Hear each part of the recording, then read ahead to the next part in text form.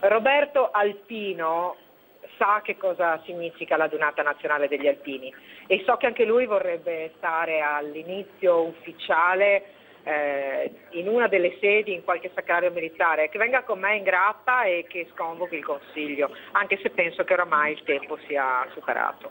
Cosa risponde Roberto Ciambetti Alpino? Che l'assessore Donazzan, che frequenta da un po' di tempo la Regione Veneto, dovrebbe sapere i regolamenti e anche i limiti che lo Statuto dà per l'attività del Consiglio, quindi non posso derogare a questo.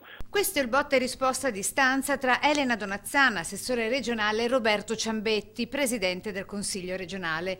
La polemica in regione per la disfida tra il tricolore e il Leone Marciano per via di una doppia, anzi tripla ricorrenza di domani. Da una parte quella dei 2 secoli della caduta della Repubblica di Venezia, avvenuta appunto il 12 maggio 1797, dall'altra quella dell'alzabandiera della Donata degli Alpini di Treviso. Al centro la riunione straordinaria del Consiglio Veneto, convocato non a caso il 12 maggio proprio per lanciare il referendum sull'autonomia. Poi fra tutti quelli che si sentono molto alpini in questi giorni, io che partecipo sempre alle radunate, forse tutti quelli che creano qualche distinguo sulla giornata di domani, forse non tanti hanno fatto l'alpino.